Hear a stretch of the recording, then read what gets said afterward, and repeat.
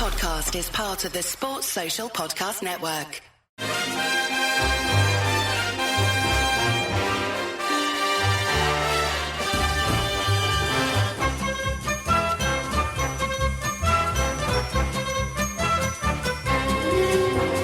Hello everyone, I'm Chris Wynn and welcome to Howie the podcast from Roker Report, and you won't be surprised in the slightest that we are counting down to the Saturday's Wembley showdown with Sheffield United to see who joins Leeds and Burnley in the Premier League.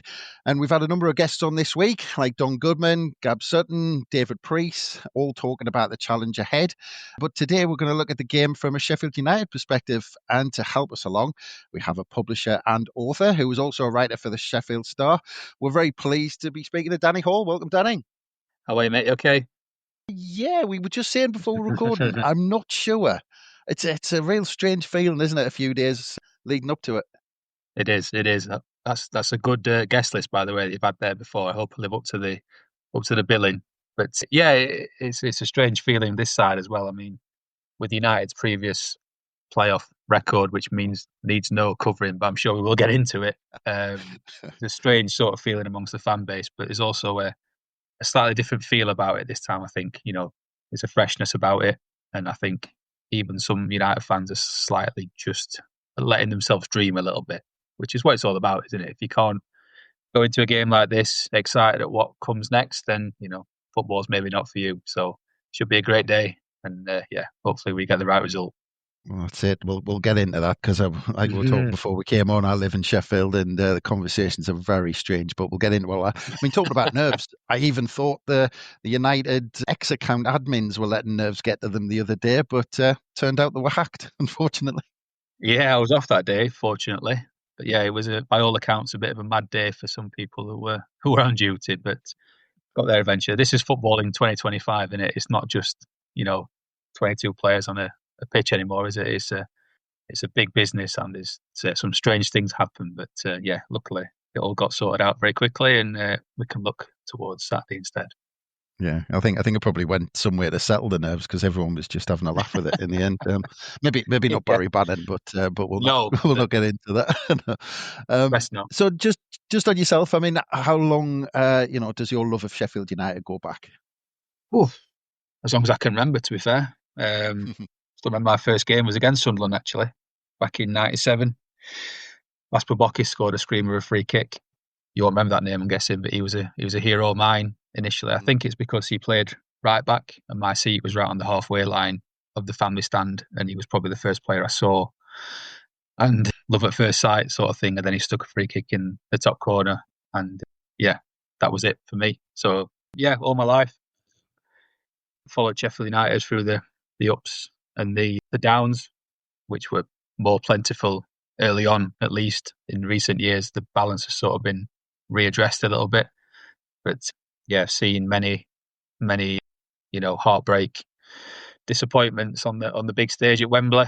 Not seen them. I think it took until my third or fourth visit there to see them score, and they still didn't win. That was a semi-final against Hull when they were still in League One, and they were 2-1 up at half-time against Hull, who were in the Premier League. And if they got to the final, they would have been in Europe as a League One club. And they were 2-1 up at half-time, and you're just looking around saying, like, what is that? I think apparently in the dressing room they were saying that as well. A few players were just laughing at half-time because of how ridiculous the situation was. But then they lost 5-3, eventually ran out of steam.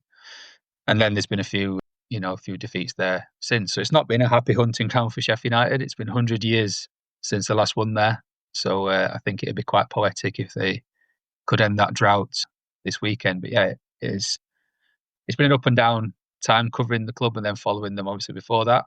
In recent years, it's been better with a bit of Premier League action, a few post-seasons in there, but a lot of good ones as well. So it's been interesting to say the least. You mentioned that the game in 97, 98, or I think it was. Well, I was at the opening day of the season. I was actually at Bramall Lane for that one when we got beaten the opening day. And then obviously we've talked a lot about past playoffs, and we talked a lot about because Babakis popped up again, didn't he, in the playoffs in the first leg, and put you a lot ahead for the second leg. Yeah, what a man. Yeah, I had his name on my first shirt, and I think the printing cost more than the shirt itself. I've still got that somewhere actually as well. Yeah, so that's quite nice. I would say I'd dig it out for Saturday, but a few years past that fitting me now. It's one of them you stick in a frame. Um, Yeah. well, actually, you've mentioned the last few years, and I was looking, and obviously, kind of since coming back up from League One in 2017, yeah, there was 2 years in the Championship, then 2 years in the Premier League, then 2 years in the Championship, followed by one in the Premier League last season. And obviously, at the minute, looking at the Premier League and the bottom three coming straight back down for 2 seasons in a row, looking at Sheffield United and that bouncing up and down since 2017. I mean, is Sheffield United a good example of just how wide that gap is between the two leagues, and that there is a problem there? Yeah, huge, huge. I mean, I always smile seeing, neutral fans talking about who's going to go up to the Premier League and seeing people go, oh, Sheffield United and Burnley again, we need someone different. And then you look at Luton and Ipswich, who were different, and they didn't manage to bridge the gap either. So Luton have gone straight through the trap door, haven't they? The gap is ridiculous. You don't need, that's no great revelation. You look at the table to see that, but even just the nuances of it, when you go up there and you see the physicality, the speed, it's not even, for me, the biggest difference wasn't even that there are better players. There obviously are, but for me, the biggest difference was just the sheer size of everyone, the sheer physicality. You're like, even without being disrespectful, the teams that you would describe as average, your Crystal Palaces, the sort of mid-table Premier League teams, we played them in the first game of the season last season, and physically the difference was night and day. And they're the ones that you're sort of hoping, if you go up, you guys will have the same. If you win on Saturday and we'll have the same, they're the ones that you're hoping to sort of pull in, aren't you, and drag down, because, it's just getting more and more, the gap's just getting bigger and bigger, isn't it? So you're hoping to sort of drag one of those teams down. And when you can't compete with teams, Bournemouth and Forest would have been in that category, and now they've obviously gone to a different level, your Wolves and teams like that. And you just think, how do you do it? United did it a few years ago, finishing ninth, which I think, from what I remember, is probably still the best sort of fist that a promoted team have made of it. I know Forest have obviously gone on, but they narrowly survived last season, was it? I think it was, spending silly money and almost, risking points deductions and all that sort of stuff. I just don't know how you do it anymore. It used to be United did it by signing sort of Championship players. Sounds disrespectful, but the best players from the Champ who can make the step up.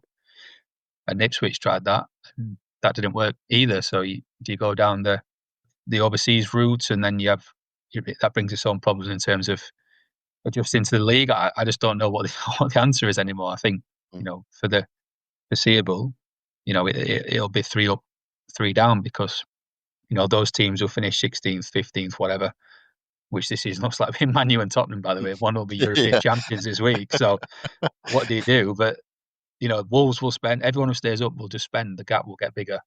And I just don't know how it gets plugged.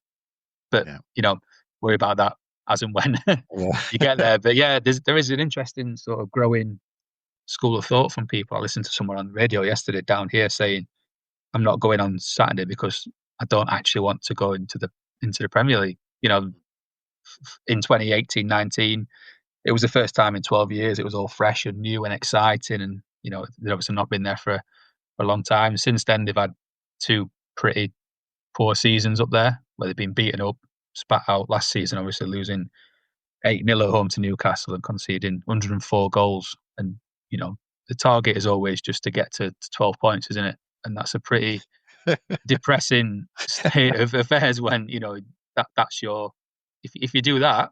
I saw Southampton's Twitter account last week celebrating the fact that they've beaten Derby's record. They've been beaten up. I mean, they've been beaten up all season, and they've somehow escaped the sort of ridicule that United have got last season, which is a different point entirely. But they were almost celebrating the fact that they weren't the worst Premier League team in history, and that's sort of where it's got to. And it's just a bit, I don't know what the answer is, honestly. But that's a different conversation for a different day. If you get there, Chris Wilder was asked the other week in a press conference, could you maybe do with another season in the Championship? And he shut that down pretty quickly. He said if and when that door opens and you get the chance to walk through it, you make sure you do, because look at the Championship, it's a graveyard, isn't it, of former Premier League teams who will all be looking and thinking, where did it go wrong? Look at Stoke, who are perennially 17th in the chart, whatever, wherever they are now, and you think, how far have they fallen? And any team that's been in the Prem and struggling to get back out of the Championship. So when the door opens, you've got to walk through it. But then when you do, when you are there, it's an entirely different ball game. I don't know how you survive it, but that's where you want to be, isn't it? As a fan and a player and a pundit or a reporter or whatever, you want to test yourself against the best, and that's what we'll all be thinking come 3-1 on Saturday when that game finally kicks off. Yeah. I've got two mates, good mates, who are season ticket holders in Ipswich, and they've hated every minute of this season and can't wait to come down and win a game. But yeah, I mean, looking obviously the relegation from the Premier League last season, that saw the dismissal of Paul Heckingbottom, because as we kind of touched on, suddenly the good managers in the Championship suddenly become awful managers in the Premier League somehow. But that happened in the December, and then Chris Wilder returned. I mean, how was that looked at that time? Because obviously, big character, big Sheffield United fan, but did some see the appointment as a bit of a step back at the time because, we've been there and done it? Or was the feeling that he maybe had some unfinished business? Yeah, the latter, I think. He certainly did. That was a big theme of him coming back because of the way that he left in 2020. I think it was all that sort of COVID time merges into one for me. But he had a lot of unfinished business there with how that all sort of unfolded. And I think you can't speak for the entire fan base. Some were delighted to see it. Some were admittedly still a bit disappointed with how it all ended. I think that's fair to say. But I think the majority for me seemed like there was an acceptance that they needed to get back to what makes Sheffield United. Does that make sense? Mm-hmm. Every club in English football has a certain sort of, in my view, a certain sort of DNA. Obviously we've seen Sunderland this season with a young, exciting team, a freshness about it. You can sort of look from the outside at every team in the top few leagues and sort of say that's what they're about. And I think last season in the Premier League, United sort of lost that a little bit. They went down a different route. As I touched on in pre-season, signing players from overseas, which is fine. There's no issue with that. The issue is that they come in, they don't know English football, they don't know their surroundings, and then they're chucked into the biggest league in the world and basically told, off you go, make something of that.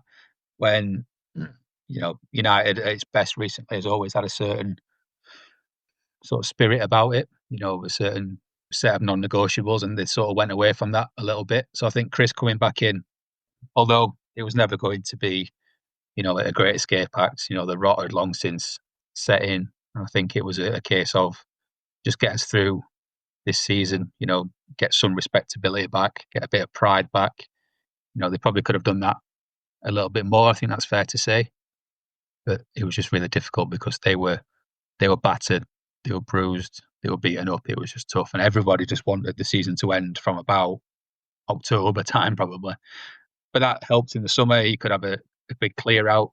I think 20 odd players left, I think, and obviously a similar number, came in, and it just helped freshen things up a little bit. They changed the style, they sort of changed the mood around the club, and obviously they started to win games again, as you touched upon with your mates at Portman Road. That always helps. And then the fans sort of quickly latched onto it this season. They gave them something to sort of hang on to, and they grabbed it and ran with it. So it changed the whole feel around the place.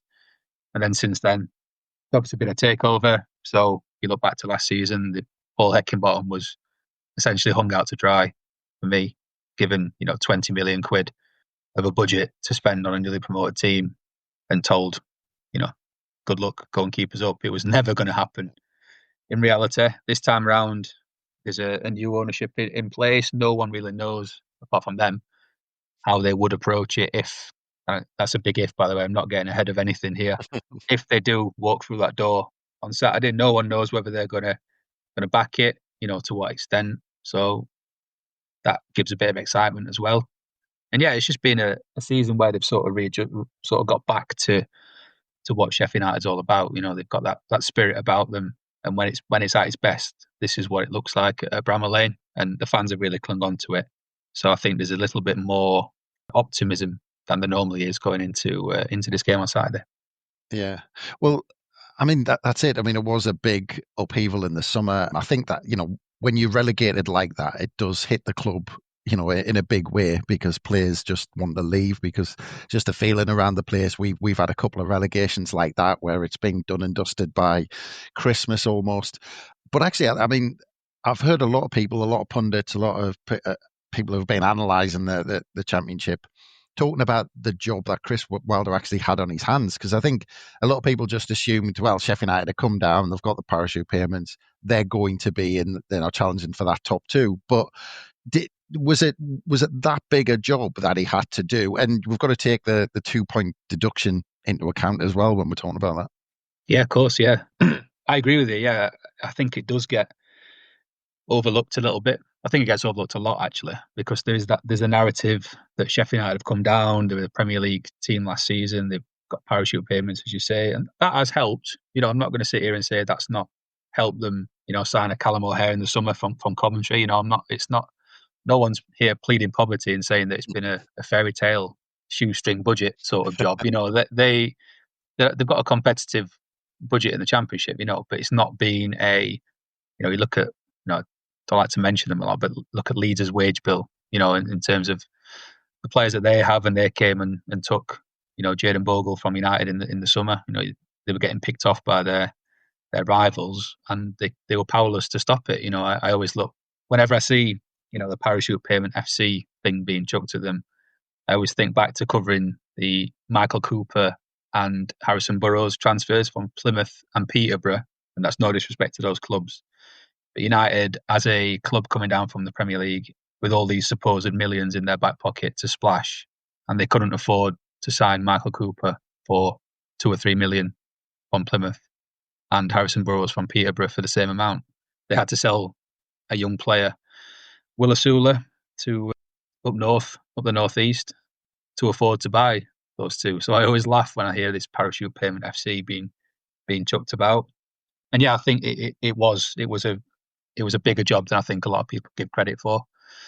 I think back to the last pre-season game against Huddersfield. The season was a week away, and it was essentially an under-21s team that Chris put out, because the whole ownership thing, without going into it too much detail and boring the pants off your listeners, the whole ownership thing was, in the background. No one knew who was in charge effectively. No one knew who was going to sign these players and pay for them.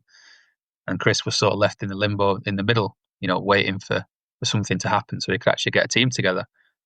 Add that to the -2, add that to the sheer upheaval of so many players leaving, McBurney, Baldock, Egan, Basham, the real sort of backbone of Sheffield United over the last 5, 6, 7 years, all going out of the building, not having the chance to replace them properly, starting on -2, dealing with a club and a fan base and the remaining players who were on the floor after being beaten up last season, week after week. And the way that they sort of turned that around and freshened it up has been pretty remarkable, really. I think that does go under the radar a little bit. As I say, I'm not pleading poverty and saying it's been a fairy tale thing with no money, but I think it's a pretty lazy assumption to just go, well, they should have been up with Leeds and Burnley, because of the points or whatever. So if you'd have offered United fans at the start of the season 92 points, winning 92 points and running it pretty close, I think they'd have taken it. I had a few mates of mine who were absolutely convinced that they'd go straight through, as Sunderland did a few years back. They thought the rot has sort of set in too much, and they'll probably play in League One in 25, 26. A mate of mine had quite a few quid on it, actually. He was so convinced as soon as the market opened, he lumped on that to happen. And as you've seen, we laugh about it, but it can happen. We've seen it with Luton. We've seen it with the old boys a few years back. Sorry to bring up that painful memory, but it does happen. It can happen. And you have to really sort of banish the memories and the hangover, and you have to go again. And to be fair, that's what United have done. And yeah, I think it's obviously from our biased viewpoint following Sheffield United, but I think it's been a pretty remarkable, it's been a underrated job, let's say. Yeah. Yeah, well, I mean, looking at the start of the season, well, say them almost half of the season, because there were just 2 defeats in the first 22 league games, and I was looking at the table at this point, and United were actually top of the table, 3 points clear of Leeds, who were in second, and 4 points clear of Burnley, who were third after 22 games. And then they had the wobble, losing at home to Burnley on Boxing Day, drew at home to West Brom, and then lost against Sunderland on New Year's Day. I mean, do you think that was a bit of a trigger for Chris Wilder to go ahead and think, right, I need to strengthen this squad in January? And what did you think of the job they ended up doing in the January window? Yeah, I don't think that was the trigger to strengthen it, because I think he thought that as soon as the summer transfer window closed, I think well, I know for a fact he thought they should have the signings in January basically should have been in the summer, if that makes sense. If everything would have been sorted out, I think he would have bought those players, 6 months earlier, hit the ground running, and who knows what would have happened. It's all if buts and maybes, isn't it? But it needed it. I look back to, this is going to sound like excuses, it's not, but the squad at that point was limping towards the new year. They'd started like a house on fire. They lost Harry Souttar, the big man at the back. They lost their captain, Liver Arblaster, and they were already sort of, if not stretched, they were on pretty thin ice in terms of numbers anyway. Then when you start to lose the inevitable, around that Christmas period, when the games start piling up and you lose players to 2 or 3 game injuries, you get suspensions, the squad was looking pretty thin. I look back to that bench against that Sunderland game, and there just weren't the options there to change it. So I think, rather than, I know a lot of people look back at that and go, did they tail off? I think it was more, this is my opinion, more impressive that they were there in the first place, considering what they had. And then when they came in January and strengthened it, and you thought, this is the time now to really go. And I thought that they would sort of keep the hammer down and, get that top 2 spot, because, they strengthened it. He got what he wanted. He got 5 new players in there to just strengthen those options. And then they had that killer week. They went to, God, I've tried to block it from my mind, Oxford, and lost, which it happens. You know what I mean? Teams lose games of football. Then they lost at home to Millwall, and you think, 1 becoming 2 is a problem. And then they lost away at Plymouth, having gone 1-0 up, and you thought, yeah, that is, you can't do that. You can't get to that stage of the season and lose 3 games in a week and expect, to sort of win automatics, especially when you're against teams, like Leeds and Burnley, who were absolutely ridiculous. They could have easily have won 2 of those 3, drawn the other, got 97 points, and still lost out. It's mad, really, to think. But that was the one that sort of cost them, I think. But what I would say is that the response to that since, because I think one of the narratives, again, has been, how are they going to respond to getting so close, for going, so well all season, and then at the end having a bit of a wobble and losing out. But I think one of the big strengths of this, of Chris and his group, they've been here before. They're very experienced in this league and in this situation. They sort of drew a line under it very quickly, and the characters they have in the squad sort of helped them do that. And they bounced back from it and said, listen, what's gone is gone. We can't affect that now. What we can affect is how we go from here. So they've regrouped, and you saw, in the semi-final against Bristol City, the way that they, sleepwalked into the final almost in terms of the scoreline. It was not as straightforward as perhaps the scoreline suggests, but you can't argue with the margin of victory. And, there's a very different sort of mood around the place now. There's no disappointment. Sorry, there's obvious disappointment, but there's no lingering, what happened, what, we didn't get automatics. There's no lingering feeling about that. It's a freshness about them, and they're looking solely towards what could happen on Saturday afternoon. Well, I mean, just going back to that, because I mean, the scenario was, looking at the table on the 29th of March before those 3 games, Sheffield United were top on 83 points after 39 games, and then there was Leeds and Burnley underneath them on 81 points.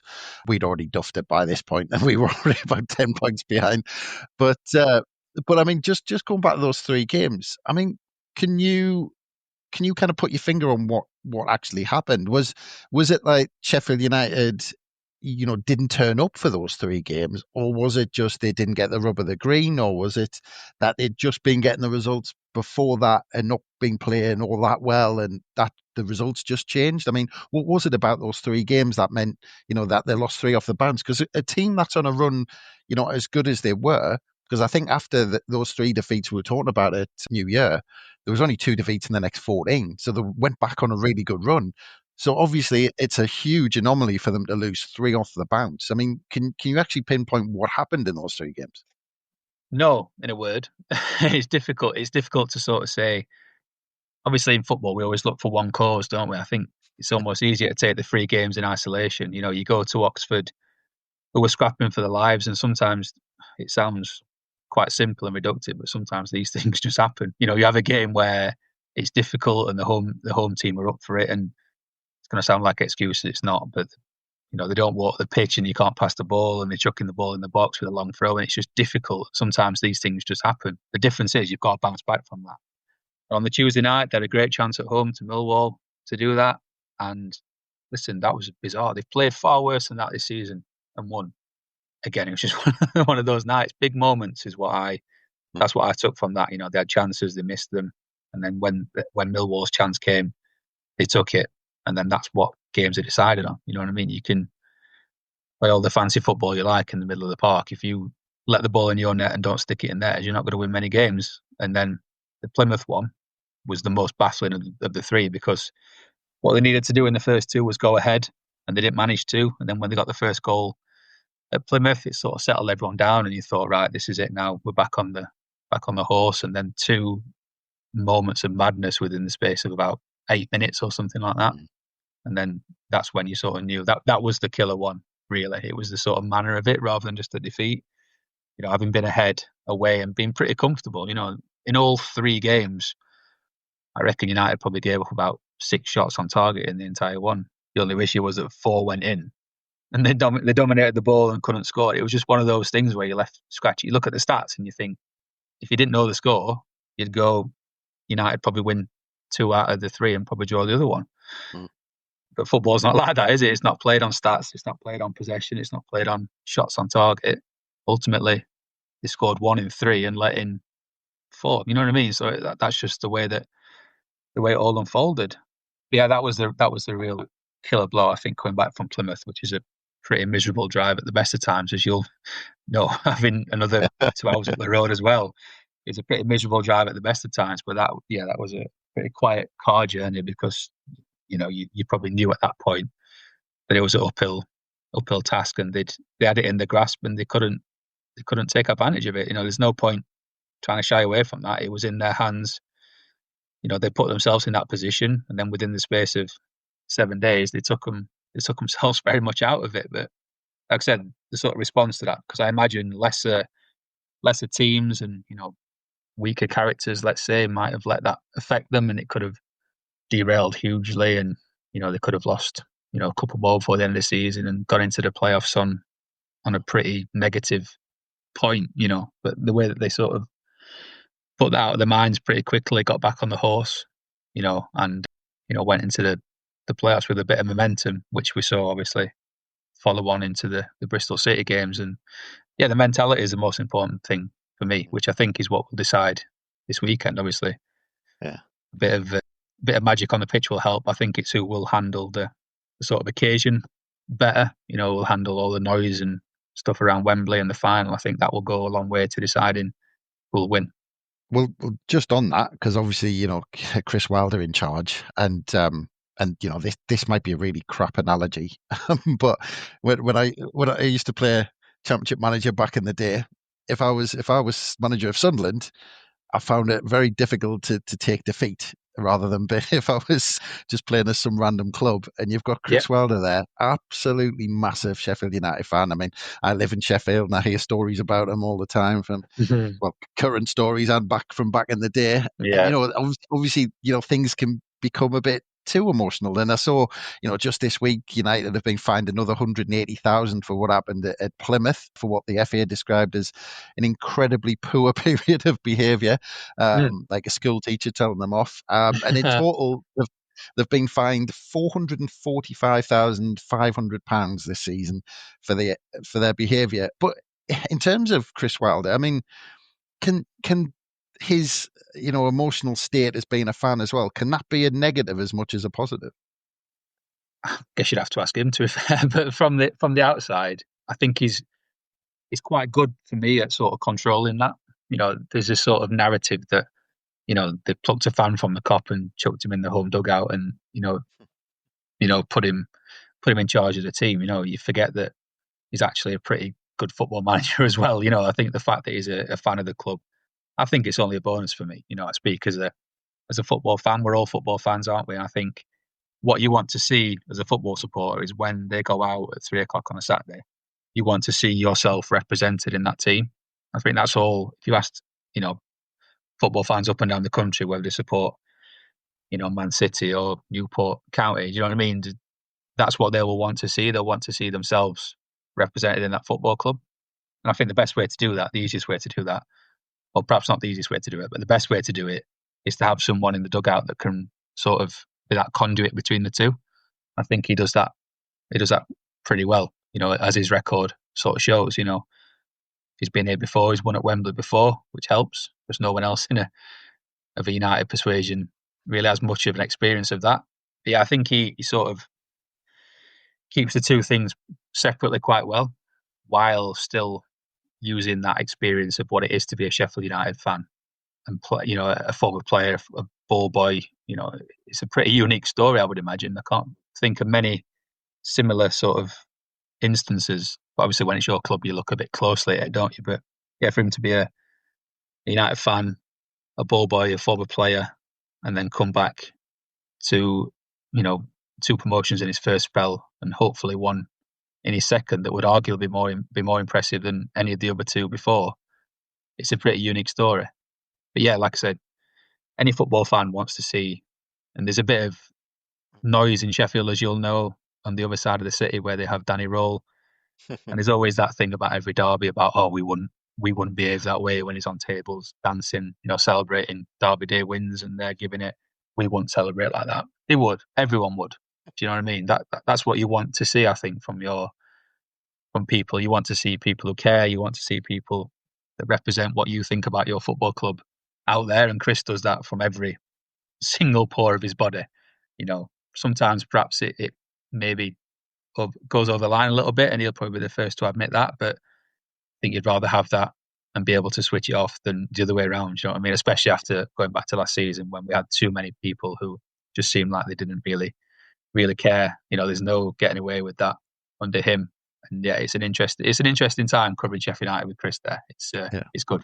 I bet. Well, yeah, he was on the bench for the 2 games in '98 for those playoff semi-finals, so I'm sure he's got a score to settle with Sunderland. Yeah. And you mentioned that semi-final. Swatting Bristol City aside, with the help of kind of that sending off after about half an hour of the first leg, because actually it was pretty even until that first half hour until that red card. But in the end, fairly simple kind of task on hand at Bramall Lane. Got the first goal, and then that was that. Sunderland had those 2 tough ties with Coventry, where it went to the last second of the game. Do you think that the 2 contrasting ways the 2 clubs got through the final might have an impact on their mentality going into the final, or does all that just go out the window? Yeah, I had this conversation at another podcast this morning about narratives going into games. I think it's really interesting because you could argue on one hand, the question was, are Sunderland more prepared for the final? Are they more sort of in tune? Are they more up to speed because United have breezed through the semi-final and Sunderland had to battle to the last minute? And I sort of see that point of it, but then the converse sort of point is how much emotional energy did that expand, for your boys? How physically demanding is it to go, 90 minutes and then 120 and plus 3, whatever it was, when Ballard sticks it in the top corner? What does that take out of? I know it's been a long gap since the semi-final, but what does that sort of take out of you? And I've seen before, one of my many playoff failures as a Sheffield United fan was in 2003 when they came through a remarkable semi-final against Forest, 4-3 after extra time. One of the best games I can remember seeing live. And then they went to the final and got spanked 3-0. And you always wonder, how much did that, did they think subconsciously, it's our time. It's we're almost destined to win it because of how we got through, and maybe take their eyes off the ball at Wembley. No one will ever know because no one knows. So I think you can always argue the sort of counterpoints, until the cows come home about, we've done this, we did this. United are undercooked because they breeze through. Sunderland might be overcooked, and on a high, and this might be ultimately, I don't think it counts for much. I think it's a clean slate at 3:01 on Saturday, sorry, when it kicks off. And I think, what happened at Bramall Lane, what happened at Stadium of Light on New Year's Day, what happened with United finishing 16 points clear, I think it was asked yesterday, Chris. And that was the point. It was like, it doesn't matter. What happened in 97 doesn't matter. What happened 2 weeks ago matters probably more, but not a great deal on the day. If one team turns up, plays the way that they can, and the other team doesn't, then they'll, it doesn't matter what's gone before. They'll win the game. So I'm not putting too much sort of emphasis on previous, campaigns, positive or negative. If United have got into this one winning all their 9 previous playoff campaigns, it wouldn't be a certainty this time. That's not how football works. As it is, they go in losing all their previous 9, and it's no guarantee they'll do it again. It's just a narrative that we all like to talk about, but ultimately, it's what happens between those 11 players on Saturday afternoon, isn't it? So, yeah, but it doesn't stop us talking about it. That's the beauty of it. But you're absolutely right. But it's, I get the feeling, because I said a lot of conversations with Sheffield United fans in the last couple of weeks, and obviously constantly talking about Sunderland, but it's two sides who haven't got the best records at Wembley, haven't got the best records in play, full stop. And it seems like it's two sides who are very similar in terms of fan bases, where they're very just naturally glass half empty type of fans because of the disappointments over so long. But talking to United fans, it's really shocked me over the last couple of weeks that almost a lot of them are just almost writing it off, going, we've gotten to Wembley, so we're not going to win. A couple of people have actually said, I'm not even going to bother going because we're just going to get beat because of the record we've got. And you've just called it there by saying none of that matters, and you're absolutely right. But I'm staggered at how much it's got into the psyche of United fans, where it's a lot of them are just writing it off before ball's kicked. Yeah, 100%. My dad's the same. I asked him after the Bristol City game, when you get your ticket for Wembley, it's when I'm not bothering.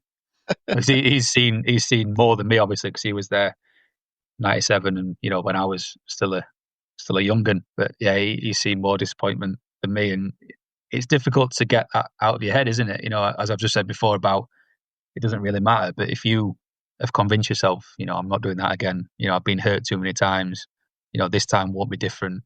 But I think, I'm not saying it will be. I'm not sitting here and saying, United are destined to go up, because, that's just not how football works, is it? I'm not going to be stupid enough to say that on a podcast that'll come back to haunt me. But it just seemed to be, to me, a different feel about this one. Amongst most of the fan base, in fairness, there is still that element who are dreading it, for the closer it gets and because of what's gone in the past. But I think there are a few that sort of recognise that this is a fresh group. It's a fresh sort of reset. Things are different. What happened in the past doesn't influence this. I did a piece a few weeks back. Gus Harmer was about 12 days old when they lost in 97 to Palace. Sidney Peck will play on Saturday, I'm sure, was about 3 months old when they lost to Wolves in 2003. It doesn't concern them. It's of no consequence whatsoever.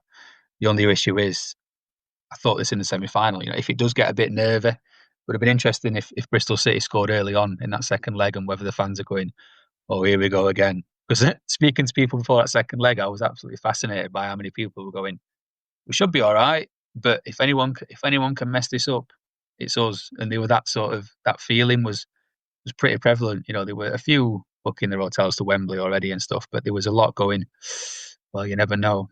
You think you're 3-0 up on the first leg away, and in reality they breezed it. But it would have been interesting if Bristol City perhaps scored early, how the mood would have been. I think once United saw that early period out, and the atmosphere was unbelievable. So I think there's a lot of fans who believe now.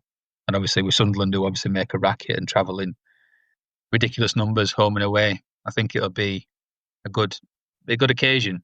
Do you know what I mean? Before the football even starts, I think there'll be a good feel in Wembley. Sunderland are they're a big club, aren't they? Let's be fair. I don't like to use the word massive because obviously that has different connotations down here in Sheffield. The other side of the city use that to describe themselves. And yeah, what you said about the moods of the fan base is quite interesting as well, because United are 100% the more pessimistic of the two sort of city sides.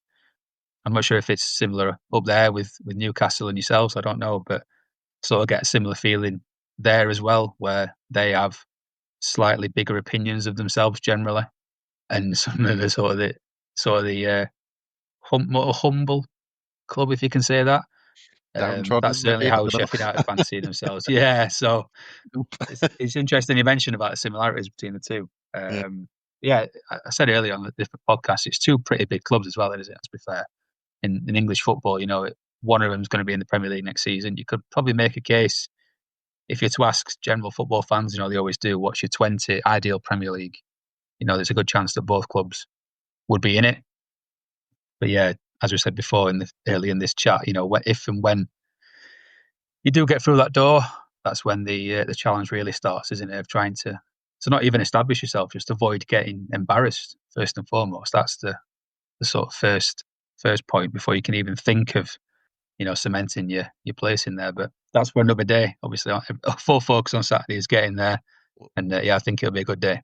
Yeah. Well, I'll take humble. I'm sure Sunderland have been called much worse in the past, so I'll take humble.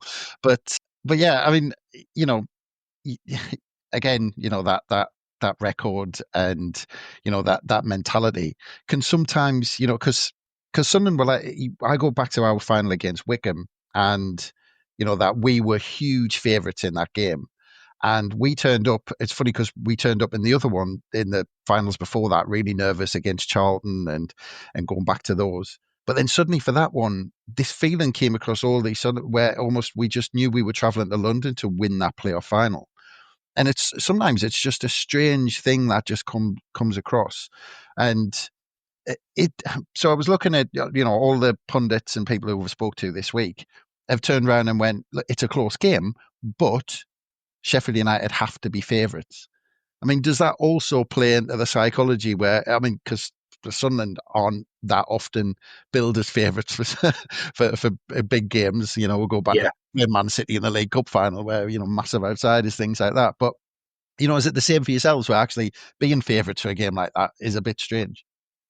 I'm trying to think back now. Yeah, I think so. Like I say, the one that I look back to is that 2003 one where that team was ridiculous that season. They finished third by a margin. Again, I'd love to see the margin between them and Wolves that season, but it just doesn't count for anything, does it? All these favourites tag and all this sort of stuff. It's like, will it impact them and will it not? I think the biggest thing that I think about is when you look at the record, as I mentioned, for your Gus Harmers and your Callum O'Hares and City Pecks, if you said to them, listen, we haven't won at Wembley for 100 years, we've lost 9 out of 9 playoff campaigns, what do you think of that? Their psyche is completely different. They'll be going, well, we'll change that. Why can't we be the ones to make history? Rather than going, oh, well, that's going to weigh us down and we're going to be thinking about that on the pitch. And, they'll be thinking, why can't we be the ones to change that? They'll have thought that before. The fourth ones will have thought that. The fifth ones will have thought that. The seventh, the eighth, the ninth. 10th time lucky, as they don't really say, but they could say at this time. Why can't they be the ones to sort of write their names in this football club's history? Because if they do, no one alive remembers Sheffield United winning at Wembley in 100 years. So if you give that to a generation of fans, that's huge, isn't it? That's a big thing to write your names in this football club, which has had a pretty decent history, by the way, as well. If you look at the city that invented football, if you can write your name in the history of that football club, that's a pretty big sort of carrot, as well as playing Premier League football, making yourself a Premier League footballer. If you can give that memory to a generation of fans that my dad's generation never had, my granddad's generation never had, arguably my great-granddad's generation might have had, but that's a long time since anyone of the Sheffield United persuasions had that. And you're the ones who can give that to a fan base. That's a pretty powerful thing when you think about it. And obviously Sunderland players will be thinking the same. There's a chance here to make yourself legends of a club that's had, some pretty decent legends, of the past. It's not a small to mid-sized football club in this country. Both are pretty big with big histories, and you can write yourself in that. And I think that's a pretty powerful thing, rather than going, oh, we could, what could happen if we lose? What could happen if you win? Think about, how that will be. And I think that, that's a pretty big thing for players, rather than thinking, what could happen if the worst happens. Yeah, well, it's a good pilgrimage for anyone getting down to Sheffield FC. I thought I've made my trip down there since I moved to Sheffield. But just back to the game, in terms of team selection for Sheffield United, is there any kind of injury worries? Anyone they're waiting on? And are you expecting any surprises from Chris Wilder, maybe tactically or in his kind of starting 11? In terms of injuries, we had his press conference yesterday, and he reported a clean bill of health. He said that the two doubts who missed the playoffs were Femi Siriki, the right back, and Ben Brereton Diaz, the winger. He missed out through illness, and Femi Siriki looked to have dislocated his shoulder on the last day, but he's apparently made a recovery from that. So whether that actually happens on Saturday, we'll see, or whether he's playing a bit of mind games ahead of the game. But I know you guys are sweating on a couple of players, but there's no one like that. From the semi-final, I think it probably helped the sort of nature of that, because they could not rest players, but, at 3-0 up in both legs, you take off a Gus Harmer with 20 minutes to go. You take off, players who were perhaps, running low rather than risking them. So I think that's helped freshen things up a little bit. In terms of tactics, I think it'll be really interesting, because Kiefer Moore, who obviously missed a penalty on New Year's Day, which could have, changed the sort of direction of that game at your place, he came back in for the two semi-finals against Bristol City and caused them all sorts of problems. We saw the penalty and the red card that you mentioned, and the sort of fallout from that, with the Bristol City fans saying it wasn't a red card for some reason. But he caused them a real problem, across the two legs, with the United going a bit more direct. There's one thing with Chris, he's not too sort of proud to say, this is the way we play, we're just going to keep going the same way. He will change it up if they need to. Whether he does that in the final with, Ballard's quite a dominant player in the air, isn't he? So whether he decides to change it for the final, maybe goes back to a one up front with the wingers, or sticks to a more sort of traditional 4-4-2. I've been reading this morning that Regis has got the same sort of dilemma as to whether to play Mayenda and Isidore together. I think it's a really interesting sort of matchup. I reckon 8 or 9 of the United team picks itself. The keeper's pretty. He will play. Gus Harmer will play. The two centre halves will play. The wing backs. So you can probably name 8 or 9 of the team right now. It's just a few question marks. Callum O'Hare came off the bench in both games in the semi-final and scored in both, with a couple of assists as well. So I don't think you can do much more to sort of put your hand up to play in the final. He's got about, working out yesterday, got into a few lads. He's got about 5 or 6 options to play right wing if he plays a right winger. So there's some headaches in there, but there's also some pretty, some shoe-ins as well, as I'm sure it is for Sunderland as well. How did Chris Wilder seem at that press conference? Was he because when you think about Chris Wilder, you think of him as almost being this bullish character. I mean, is that how he was? Kind of looking pretty determined. He's always determined. There's no, if this was a pre-season friendly at Stocksbridge, it'd be determined to win it. There's no such thing. We've talked about his history with his club in the past. There's no such thing as an acceptable defeat. When you're Chris Wilder, you want to win. He wants to win. He was playing a game of pool yesterday before the presser, and he looked devastated that he didn't win that. You can't turn that off. When you've got that in you, I think it's difficult to switch it on and off, isn't it? But yeah, he seemed pretty relaxed, not overly relaxed. I'm not saying he was sat there, with a cigarette in his hand and reading the paper and thinking it's a foregone conclusion. It's none of that. But he didn't seem like it was particularly keeping him up at night either. Yeah, it seems like he's relishing. Again, we went back to the point earlier about the chance to write your name in history. His name in history is already there anyway at this football club. But like I say, I think the chance to do something that no other manager in this football club's history has done, is a pretty powerful sort of carrot for him, isn't it? And he'll love that. The chance to walk out at Wembley, leading his football club. But all that will only matter if they win the game. Wembley is not a place it's not a place to lose, is it? We've experienced that too many times. It's a place to win. We've seen the other team, when they're lifting a trophy and all the fireworks are going off and the flares and the fanfare, and you're thinking, why can't that be us? Yeah. Just once. So there's no place to lose when you're watching other people celebrate. He's obviously won there before with Oxford, so he's got that to lean back on. But yeah, he seemed pretty relaxed to me. Like I said, not that he's taking it for granted or anything like that, but I think he knows, as respectful as he was about Sunderland's threats, he mentioned a few players and said, a team that's got to the playoff final, that's not by accident. It's a long season and you get there on merit. But he said, we're there on merit as well. We've got some pretty good players ourselves. I think there's a tendency in football to look at the other team and go, oh, well, Isidore and O'Nien and Regan, Dan Neil, all those players, circuit left back, and you say, oh, they're good. And you look at Callum O'Hare, Gus Harmer, Tyrese Campbell, Harrison Burrows, some pretty good players there as well. So I think it'll be a good matchup. I think it'll be a cagey sort of game. I don't expect anyone to be coming out of the blocks and being 3-0 up at half time. If that happens for Sheffield United, I'll take it. But I'm expecting it to be a sort of tie to, as the two games I thought over the league were. I thought Sunderland were very good at Bramall Lane, and then the one at Stadium of Light could easily have gone the other way. If that early penalty goes in and you don't give away a goal with a pretty poor defensive mistake, it could easily have been going into this game with one win each, just the other way around. They could easily have both won the away game. So there isn't like a huge gap between the teams, I don't think. I'm looking forward to it. I like the way Sunderland play. I like watching them, the young, energetic team. Sometimes you maybe don't know what you're going to get from them with young players. We've seen that ourselves. We've got some young players ourselves, and they have the more sort of up and down games than the more established players, don't they? But the highs when you get them, I think when you see a young player who's one of your own sort of come through and sees that chance, I think it always makes it a little bit more special, which obviously you've had with, Regan Bellingham and, players like that, as United have had with City Peck and Arblaster and Sariki and a few more. So, yeah, I'm expecting a good game. There's a lot of interesting matchups and similarities between the two. So I think it'll make it a good day. Yeah. It's really strange that, I was kind of half laughing when you said a cagey game, purely because everybody's saying that.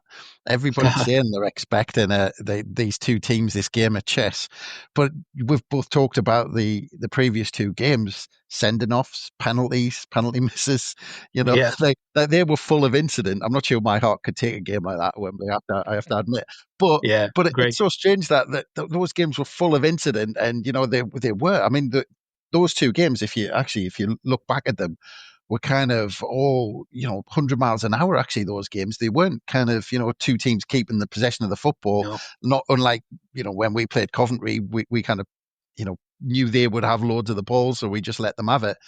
This game, it's almost two sides who don't really want a lot of the ball, and they get the ball forward quickly. Yet everyone's expecting this really game of chess, cagey game. It's strange. Yeah, it's just the whole mentality of being at Wembley, isn't it? A one-off game, what's at stake? I think that will even just subconsciously play on the mind of the players in there. No one wants to be the one who tries. It's one of those, isn't it? You can't win it in the first 10 minutes, but you can probably lose it. If you go gung-ho and give away a couple of goals or whatever, you give yourself a mountain to climb. So, yeah, now I've said what everyone else has said about a cagey game. Expect it to be 3-3 at half-time with 3 sendings off and penalties and all sorts of shenanigans going off. But yeah, I think it'll be just a good day all out. I think Sunderland fans represent the club well, don't they? You saw the sort of tifo banner thing at Stadium of Light. The limbs after that Ballard game looked pretty mad on Sky. I can't imagine what it would have been like being in the middle of it. It's just football just gives you those moments, doesn't it? When people tell me they don't like football, sometimes I think I'm quite envious of you because of what the heartbreak it gives you sometimes. But I also think, don't know what that means. You'll watch a game like that, and as a neutral, I say neutral, obviously, you were going to play Sheffield United, but you're looking at it and thinking, that looks special, to be a part of that and have the emotions of that 123rd minute winning, whatever it was, to go through to Wembley and the heartbreak of Coventry. And it's just, the emotions are second to none, aren't they? And I'm sure there'll be plenty more on Saturday afternoon. They are. Just don't stick a heart rate monitor to us or blood pressure thing during the game. There's moments like that. I'm not sure. Yeah, unbelievable. I could go again, but I assume you assume you're getting down to Wembley at the weekend. Yes, we're going Friday night because you've probably seen that transport is a bit of a nightmare. Yeah, ridiculous, isn't it? Yeah, there's no trains between Sheffield and London on a day when 35,000 Sheffielders are going to London on the same line that I'm guessing Sunderland are coming down on. So yeah, it'll be quite a squeeze, I imagine, on a few trains where we're going down on Friday to sort of hopefully miss all that out. Soak it up on Wembley way beforehand. I think that's when the nerves will start to kick in when you're there. But the optimism as well. Last time we were there, we were playing Man City. We were going for the treble at the time, I think it was that season. And United were in the Championship. And all week long, you're going, Haaland's going to get 5 and it's going to be embarrassing. And then you're standing there and you're thinking about it. You know what? If you get an early goal here and everything starts to, it just plays with your mind completely. And City won 3-0. It was pretty comfortable in the end. But United did have an early chance when they should have scored. And you thought in like the second minute, which would have been far too early. It's about 80 minutes too soon to score. But then you think if that goes in and then you can, Haaland didn't score, but then Mahrez, everyone, I think, paid so much attention to Haaland, they forgot to mark Mahrez and he walked through and scored 3. But that's what Wembley does to you. You're there and you think, that's why I think when people I don't want to go, when you're there and you're sort of in the emotions of it and you think, I said to my dad, like, if I understand you've been there so many times when they've lost, but what if they don't? What if they are, this is the day and you win it and it's a United player lifting that trophy and it's the full United end instead of an empty one watching the trophy and first one in 100 years.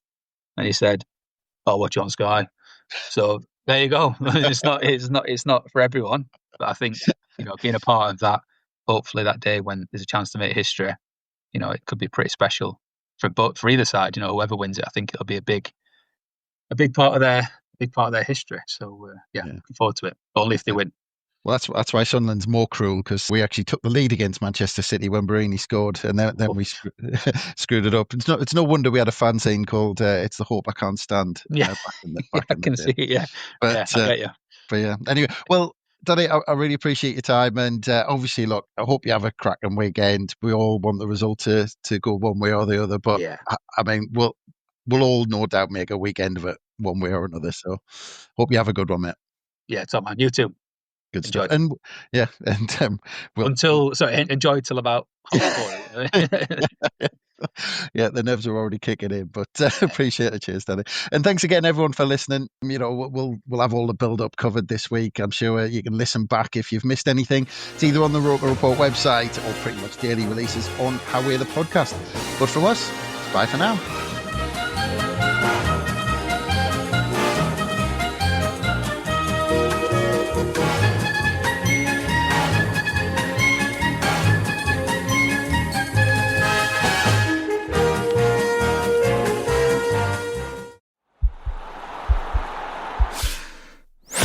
This podcast is part of the Sports Social Podcast Network.